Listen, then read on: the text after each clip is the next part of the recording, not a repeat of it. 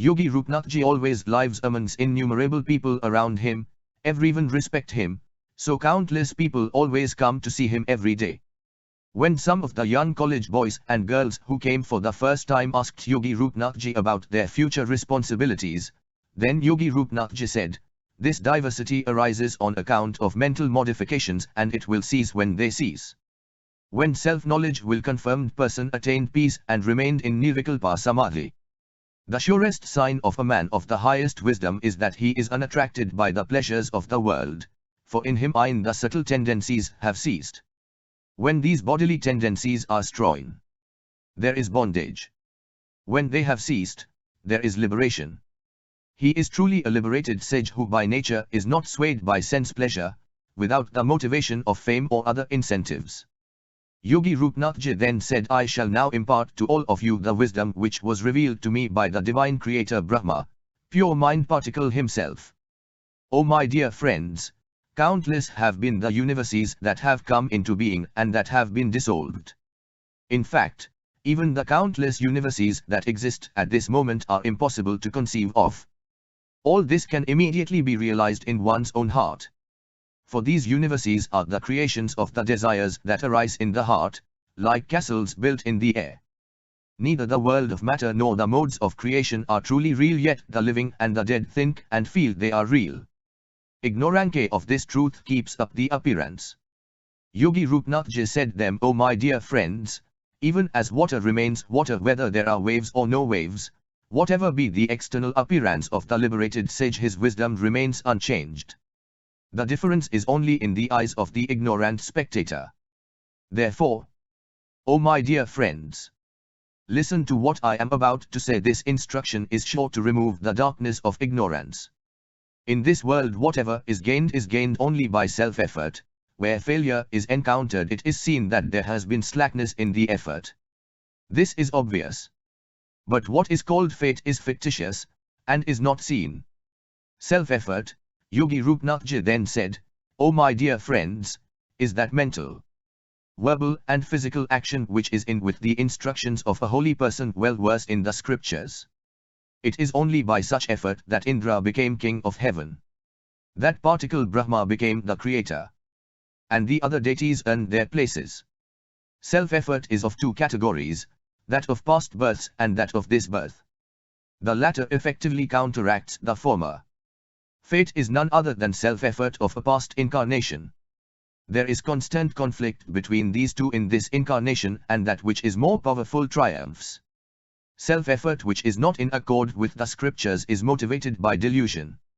When there is obstruction in the fruition of self-effort, one should examine it to see if there is such deluded action. And if there is, it should be immediately corrected. There is no power greater than right action in the present. Hence, one should take recourse to self-effort, grinding one's teeth, and one should overcome evil by and fate by present effort. The lazy man is worse than a donkey. One should never yield to laziness but strive to attain liberation. Seeing that life is ebbing away every moment, one should not revel in the filth known as sense pleasures as a worm revels in pus. One who says, "Fate is directing me to do this" is brainless, and the goddess of fortune abandons him. Hence, by self-effort acquire wisdom and then realize that this self-effort is not without its own end. In the direct realization of the truth, if this dreadful source of evil named laziness is not found on earth, who will ever be illiterate and visible? It is because laziness if found on earth that people live the life of animals, miserable and poverty-stricken. As is the effort, so is the fruit. Yogi Rupnathji said, "O my dear friends, this is the meaning of self-effort, and it is also known as fate or divine. When afflicted by suffering, people cry, 'Alas! What tragedy!' or 'Alas! At my fate,' both of which mean the same thing. What is called fate or divine will is nothing other than the action or self-effort of the past. The present is infinitely more potent than the past. They indeed are fools who are satisfied with the fruits of their past effort, means which they regard as divine will, and do not engage themselves in self-effort now. Sometimes it happens that without effort someone makes a great gain. For example, the state elephant chooses, in accordance with an ancient practice, A mendicant as the ruler of a country whose king suddenly died without leaving an heir. This is certainly neither an accident nor some kind of divine act, but the fruit of the mendicant's self-effort in the past birth. Sometimes it happens that a farmer's efforts are made fruitless by a hailstorm. Surely, the hailstorm's own power was greater than the farmer's effort, and the farmer should put forth greater effort now. He should not grieve over the inevitable loss. If such grief is justified, why should he not weep daily over the inevitability of death? The wise man should of course know what is capable of attainment by self-effort and what is not. It is ignorance, however, to attribute all this to an outside agency and to say that God sends me to heaven or to hell, or that an outside agency makes me do this or that. Such an ignorant person should be shunned. One should free oneself from likes and dislikes and engage oneself in righteous self-effort and reach the supreme truth, knowing that self-effort alone is another name for divine will. We only ridicule the fatalist.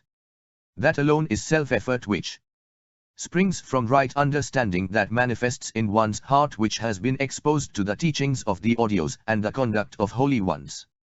Yogi Rupnathji then said, "O my dear friends, one should, with the body free from illness and mind free from distress, pursue self-knowledge so that he is not born again here. Such self-effort has a threefold and therefore threefold fruit: an inner awakening in the intelligence, a decision in the mind, and the physical action. Self-effort is based on these three: knowledge of scriptures, instructions of the preceptor, and one's own effort. Fate or divine dispensation does not enter here. Hence, he who desires salvation should divert the impure mind to pure endeavor by persistent effort. This is the very essence of all audio." Yogi Rupnathji said, "O my dear friends, the tendencies brought forward from past incarnations are of two kinds: pure and impure. The pure ones lead you towards liberation, and the impure ones invite trouble. You are indeed consciousness itself, not inert physical matter. You are not impelled to action by anything other than yourself. Hence you are free to strengthen the pure latent tendencies in preference to the impure ones. The holy ones emphasize, persistently tread the path that leads to the eternal subject. And the wise seeker knows, the fruit of my endeavors will be commensurate with the intensity of my self-effort, and neither fate nor a god can ordain it otherwise. Indeed, such self-effort alone is responsible for whatever man gets here, when he is sunk in unhappiness. To console him, people suggest that it is his fate. This is obvious: one goes abroad and one appeases one's hunger by undertaking a journey and by eating food, not on account of a fate.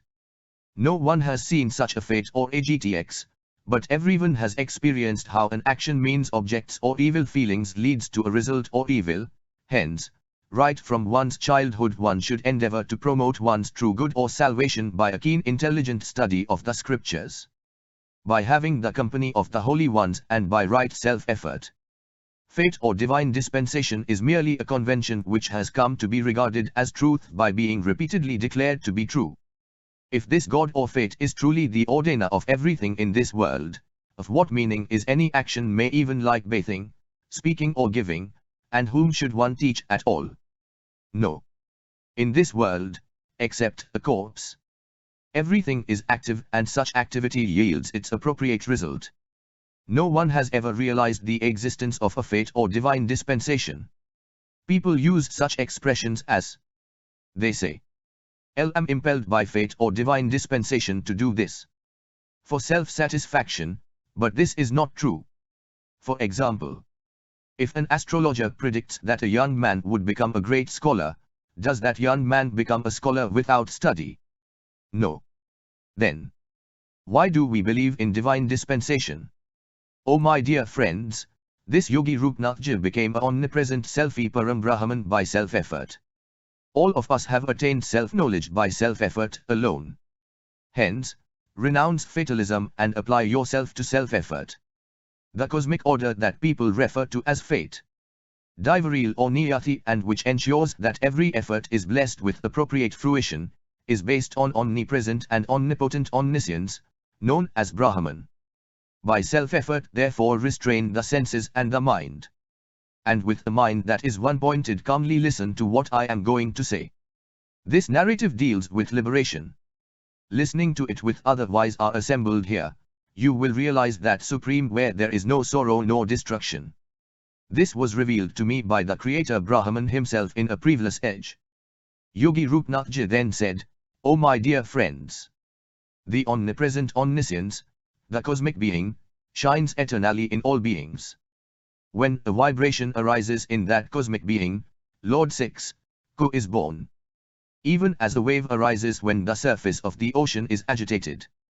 From that will to God Brahma, the Creator, who is a part of unique Brahman, was born. Brahma began to create the countless varieties of animate and inanimate, sentient and insentient beings in the universe. And the universe was as it was before the cosmic dissolution. The Creator saw that all living beings in the universe were subject to disease and death, to pain and suffering. In his heart there arose compassion, and he sought to lay down a path that might lead living beings away from all this. He thereupon instituted centers of pilgrimage and noble virtues like austerity, charity, truthfulness and righteous conduct.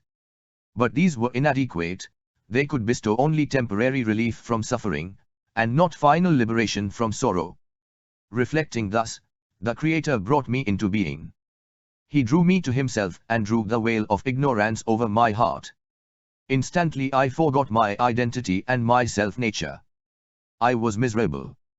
I begged of Brahma the Creator, my own father, to show me the way out of this misery.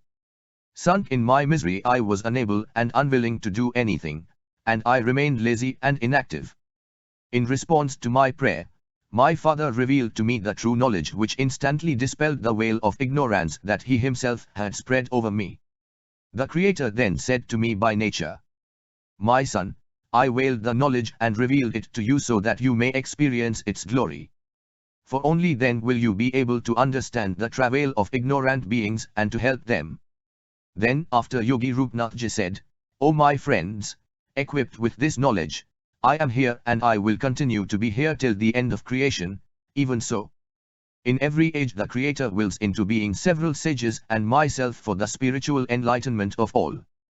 And, in order to ensure the due performance of the secular duties by all, Brahma also creates kings who rule justly and wisely over parts of the earth. These kings, however, are soon corrupted by lust for power and pleasure. Conflict of interests leads to wars among them which in turn give rise to remorse. To remove their ignorance, the sages used to impart spiritual wisdom to them. In days of yore, Yogi Rupnathji said, "O my close friends, kings used to receive this wisdom and cherish it, hence it was known as kingly science in yoga. The highest form of dispassion born of pure discrimination has arisen in your heart, O my dears, and it is superior to dispassion born of a circumstantial cause or an utter disgust. Such dispassion is surely due to the grace of God. This grace meets the maturity of discrimination at the exact moment when dispassion is generated in the heart. As long as the highest wisdom does not dawn in the heart, the person revolves in this wheel of birth and death. Pray, listen to my of this wisdom with a concentrated mind. This wisdom destroys the forest of ignorance. Roaming in this forest one undergoes confusion and seemingly interminable suffering. One should therefore approach an enlightened teacher and by asking the right question with the right attitude, elicit the teaching. It then becomes an integral part of one's being. The fool asks irrelevant questions irreverently. And the greater fool is he who spurns the sage's wisdom. He is surely not a sage who responds to the vain questions of a foolish questioner." Yogi Rupnathji then said, "O my friends, you are indeed the among all seekers. For you have duly reflected over the truth and you are inspired by the best form of dispassion. And I am sure that what I am going to say to you will find a firm seat in your heart. Indeed, one should positively strive to enthrone wisdom in one's heart, for the mind is unsteady like a monkey. And one should then avoid unwise company." Yogi Rupnathji said, "O my dears, there are 4 gatekeepers at the entrance to the realm of freedom, moksha. They are self-control, spirit of enquiry, contentment and company. The wise seeker should diligently cultivate the friendship of these, or at least one of them, with a pure heart and a receptive mind. And without the veil of doubt and the restlessness of the mind, listen to the exposition of the nature and the means of liberation. Yogi Rupnathji then said, O my sons friends! For, not until the Supreme Being is realized will the dreadful miseries of birth and death to an end. If this deadly serpent known as ignorant life is not overcome here and now, it gives rise to interminable suffering not only in this but in countless lifetimes to come. One cannot ignore this suffering, but one should overcome it by means of the wisdom that I shall impart to you. Yogi Rupnathji then said, O my dear friends! If you thus overcome this sorrow of repetitive history, you will live here on earth itself like a god, like Brahman or Bibu. For when delusion is gone and the truth is realized by means of enquiry into self-nature, when the mind is at acus and the heart leaps to the supreme truth, when all the disturbing thought waves in the mind stuff have subsided and there is unbroken now of and the heart is filled with the bliss of the Absolute, when thus the truth has been seen in the heart, then this very world and of bliss. Such a person has nothing to acquire, nor anything to shun. He is untainted by the defects of life, untouched by its sorrow. He not come into being nor go out, though he appears to come and go in the eyes of the beholder. Even religious duties are found to be unnecessary. He is not affected by the past tendencies which have lost their momentum, his mind has given up its restlessness, and he rests in the bliss that is his essential nature. Such bliss is possible only by self-knowledge, not by any other means. Hence, one should apply oneself constantly to self-knowledge. This alone is one's duty. He who disregards holy scriptures and holy men does not attain self-knowledge. Such foolishness is more harmful than all the illnesses that one is subject to in this world. Hence, one should devotedly listen to this scripture which leads one to self-knowledge. He who obtains this scripture not again fall into the blind well of ignorance. Yogi Rupnathji said, O my dear friends, if you want to free yourself from the sorrow of bodily world means samsara is repetitive history. Receive the wholesome instructions of sages like me and be free. In order to cross this formidable scenes of samsara means repetitive history, one should resort to that which is eternal and unchanging. He alone is the best among men. Yogi Rupnathji said, O my friends! Whose mind rests in the eternal and is, therefore, fully self-controlled and at peace. He sees that pleasure and pain chase and cancel each other, and in that wisdom there is self-control and peace. He who does not see this sleeping in a burning house. He who gains the wisdom of the eternal here is freed from samsara or bodily world attractions and he is not born again in ignorance. One may doubt that such unchanging truth may not exist. If it not, one comes to no harm by enquiring into the nature of life. Seeking the eternal will soften the pain caused by the changes in life. But, if it exists, then by knowing it one is freed. The eternal is not attained by rites and rituals, by pilgrimages nor by wealth. It is to be attained only by the conquest of one's mind. By the cultivation of wisdom. Gods, demons, demigods or men should constantly seek hence everyone that means whether one is walking, falling or sitting the conquest of the mind and self-control which are the fruits of wisdom. When the mind is at peace, pure, tranquil, free from delusion or hallucination, untangled and free from cravings, it does not long for anything nor does it reject anything. This is self-control or conquest of mind.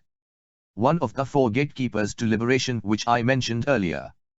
That is good and auspicious flows from all evil is dispelled by self-control. No gain, no pleasure in this world or in heaven is comparable to the delight of self-control. The delight one experiences in the presence of the self-controlled is incomparable. Everyone spontaneously trusts him. None or not even demons and goblins hates him. Self-control, Yogi Rupnathji then said, O my dear friends, is the best remedy for all physical and mental ills. When there is self-control, even the food you eat tastes better, else it tastes bitter. He who wears the armor of self-control is not harmed by sorrow. He who even while hearing, touching, seeing, smelling and tasting what is regarded as pleasant and unpleasant, is neither elated nor depressed, all he is self-controlled. He who looks upon all beings with equal vision, having brought under control the sensations of pleasure and pain, is self-controlled. He who, though living amongst all is unaffected by them, neither feels elated nor hates, is self-controlled. Enquiry, the second gatekeeper to liberation, should be undertaken by an intelligence that has been purified by a close study of the scripture, and this enquiry should be unbroken. By such enquiry the intelligence becomes keen and is able to realize the supreme. Hence enquiry alone is the best remedy for the long-lasting illness known as vichara in self-asking. The wise man regards strength, intellect, efficiency and timely action as the fruits of enquiry.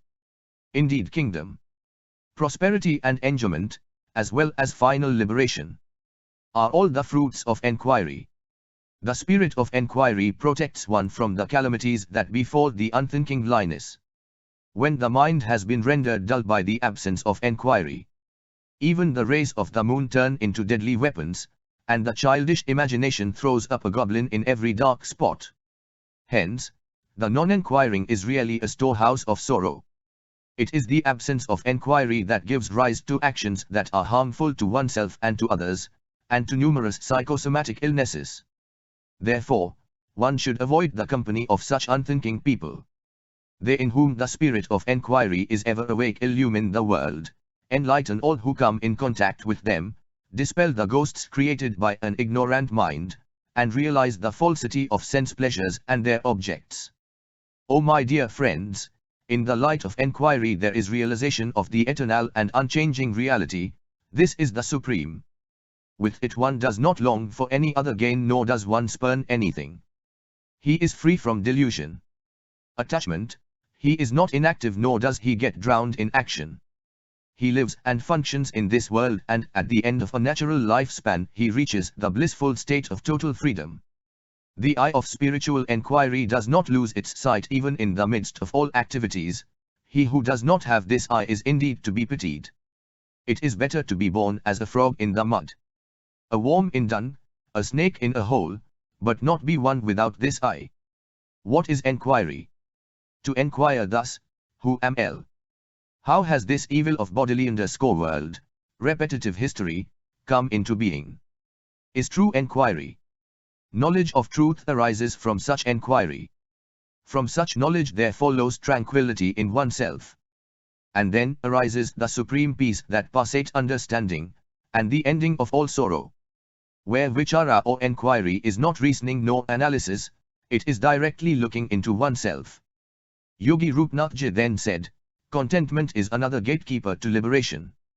He who has quaffed the nectar of contentment does not relish craving for sense pleasures. No delight in this world is as sweet as contentment which destroys all sins. What is to renounce all craving for what is not obtained unsought and to be satisfied with what comes unsought, without being elated or depressed even by them? This is contentment. As long as one is not satisfied in the self, he will be subjected to sorrow. With the rise of contentment the purity of one's heart blooms. The contented man who possesses nothing owns the world. Satsanga, company of wise, holy and enlightened persons, is yet another gatekeeper to liberation. Satsanga enlarges one's intelligence, destroys one's ignorance and one's psychological distress.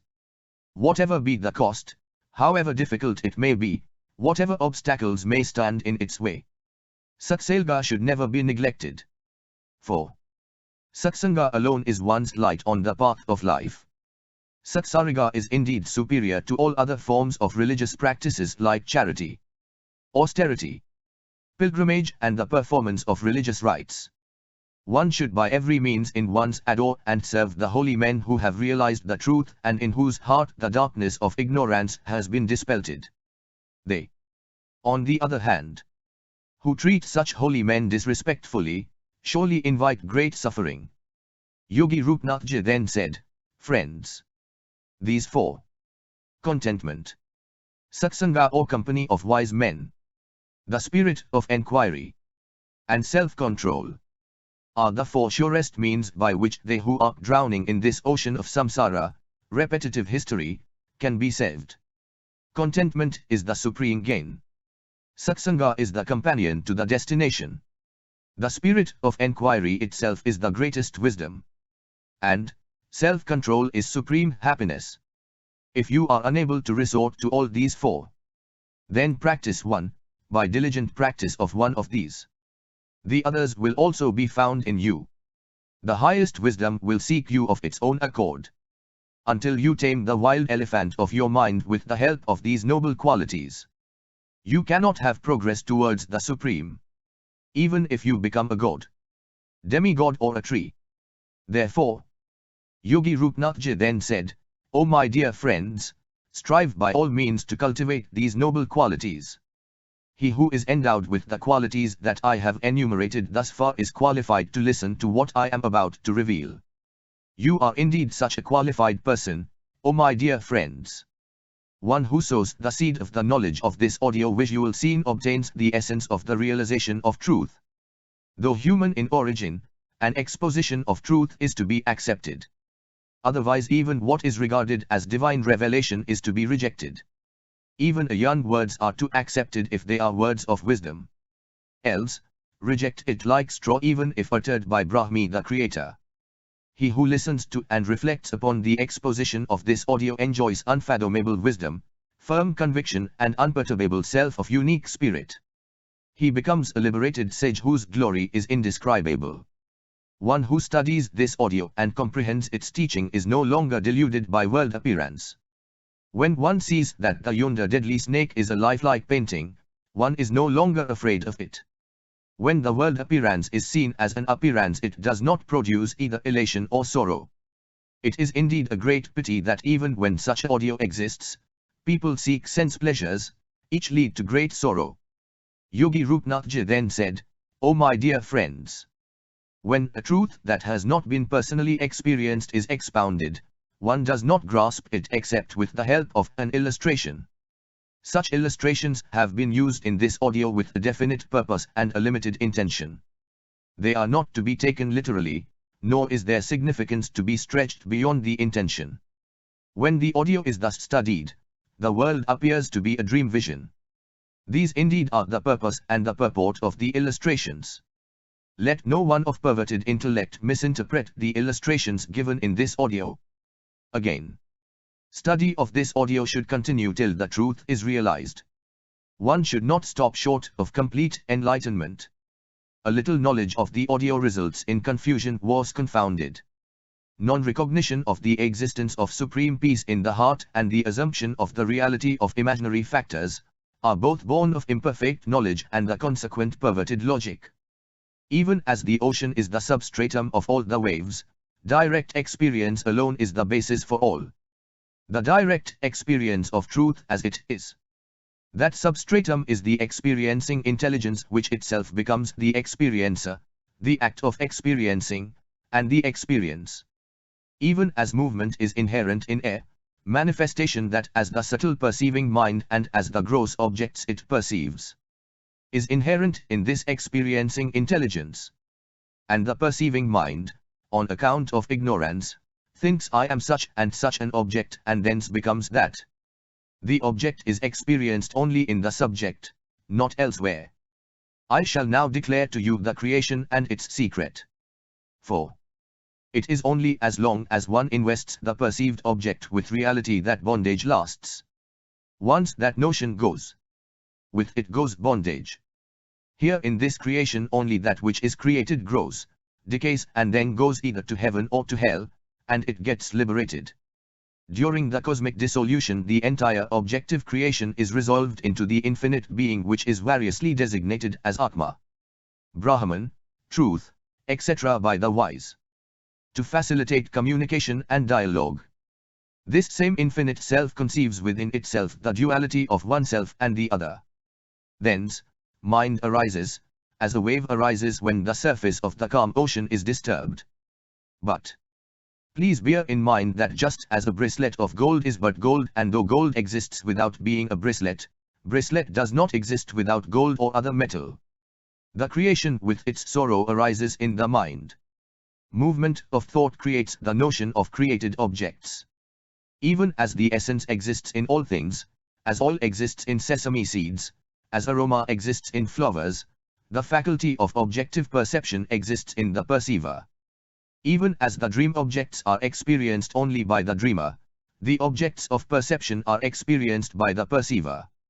Just as from a seed the sprout arises in due time, this potentiality becomes manifest as the notion of creation. In the creator there is neither a seer nor an object of perception. Yet, he is known as self-created. He shines in cosmic consciousness as a painting in the mind of an artist. The qualities and the nature of the created and the potentiality of creation are inherent in the creator. The mind is non-different from that, has no existence independent of the infinite self. Even as the mirage appears to be a very real river of water, this creation appears to be entirely real. And, as long as one clings to the notion of the reality of you, and there is no liberation. Not by merely and verbally denying such a notion of existence is it obliterated. On the contrary, such denial itself becomes a further distraction. Yogi Rupnathji then said, "O my dear friends, if the creation is in fact real, then there is no possibility of its cessation, for it is an immutable law that the unreal has no real existence and the real not cease to be. Austerity, meditation and such other practices can therefore not cause its cessation nor enlightenment. As long as the notion of creation lasts, even the contemplation or samadhi in which there is no movement of thought or nirvikalpa yuga samadhi is not possible. Even if it were possible, the moment one returns from such contemplation, in the creator there is no memory of the past since he had no previous karma. He does not even have a physical body. The unborn is of spiritual substance. Mortal beings have two bodies, as it were, one physical and the other spiritual, but the unborn creator has only the spiritual, since the cause that gives rise to the physical not exist in him. He was not created, but he is the creator of all beings. Surely, the created, like a bracelet, is of the same substance as that of which it was created, gold. The creator's thought being the cause of this manifold creation and the creator himself having no physical body. The creation, too, is truly of the nature of thought, without materiality. A throbbing arose in the creator whose thought had spread out as the universe. This throb brought into being the subtle body, made of intelligence, of all beings. Made only of thought, all these beings only appeared to be, though they felt that that appearance was real. However, this appearance, thus imagined to be real, produced realistic results or consequences, even as sexual enjoyment in a dream does. Similarly, even the creator, the holy man of the story, though he has no body, appears to have a body. Then Yogi Rupnathji said these words to explain what are the signs of ideal nobility. Yogi Rupnathji said, "The creator is also of a dual nature, consciousness and thought. Consciousness is pure. Thought is subject to confusion. Hence, he appears to come into being arise. Though he does not so arise. He is the intelligence that supports the entire universe. And every thought that arises in that intelligence gives rise to a form. Though all these forms are of the nature of pure intelligence, on account of self-forgetfulness of this, and of the thought of physical forms, they freeze into the physical forms, even as goblins though formless are seen to have forms on account of the perceiver's delusion. The creator, however, is not subject to such delusion. Hence, he is always of a spiritual nature, not materialistic.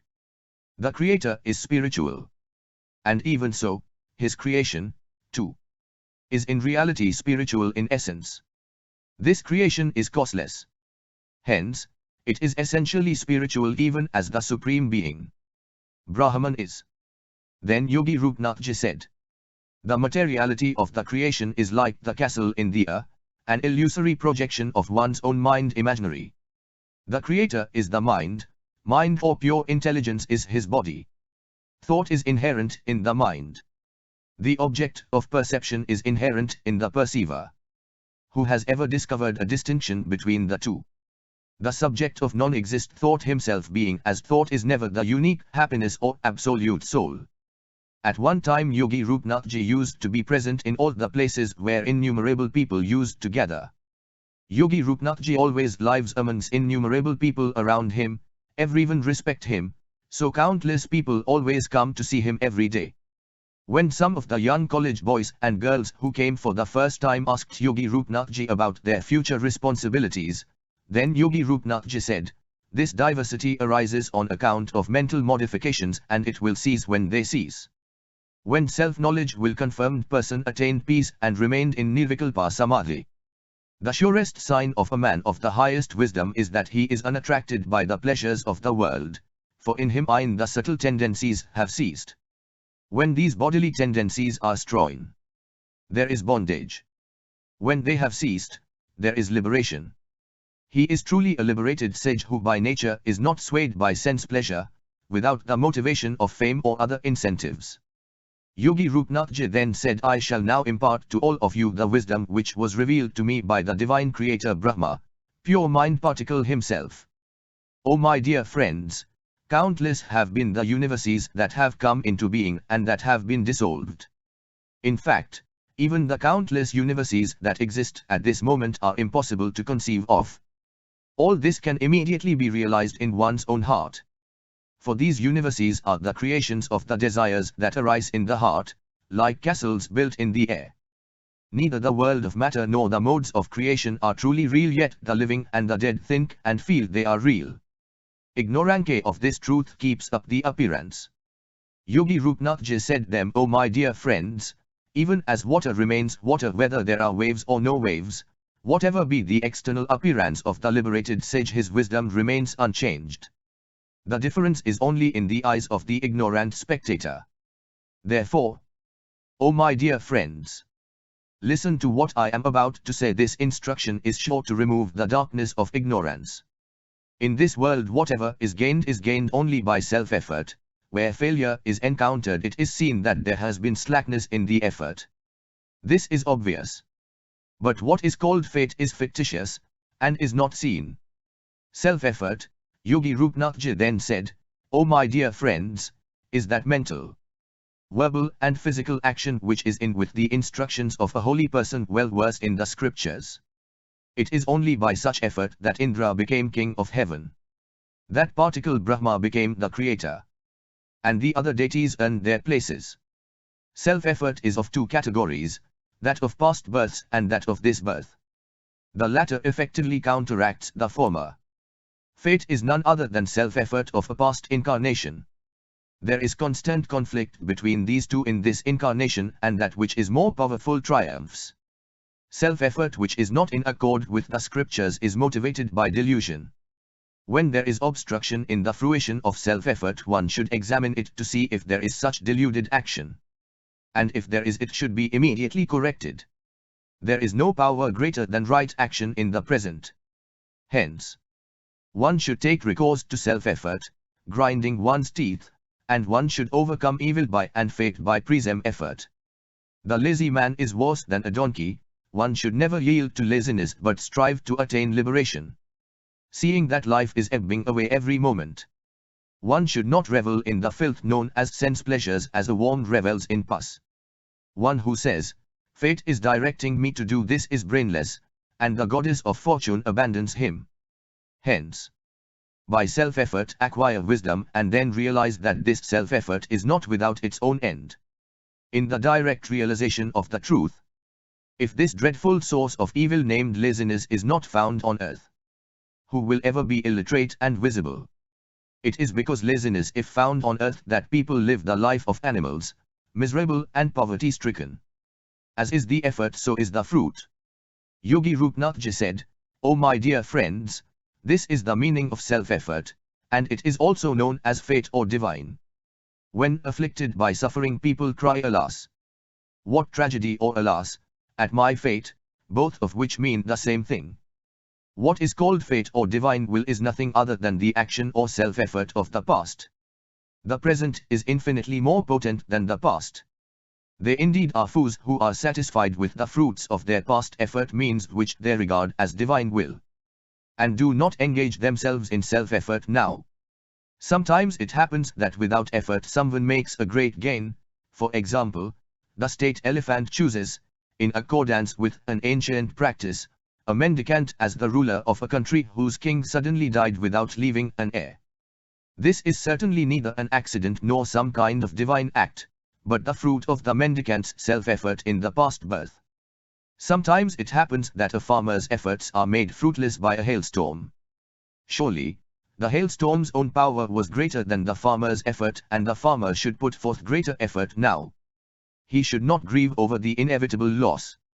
If such grief is justified, why should he not weep daily over the inevitability of death? The wise man should of course know what is capable of attainment by self-effort and what is not. It is ignorance, however, to attribute all this to an outside agency and to say that God sends me to heaven or to hell, or that an outside agency makes me do this or that. Such an ignorant person should be shunned. One should free oneself from likes and dislikes and engage oneself in righteous self-effort and reach the supreme truth, knowing that self-effort alone is another name for divine will. We only ridicule the fatalist. That alone is self-effort which springs from right understanding that manifests in one's heart, which has been exposed to the teachings of the audios and the conduct of holy ones. Yogi Rupnathji then said, "O my dear friends, one should, with the body free from illness and mind free from distress, pursue self-knowledge so that he is not born again here.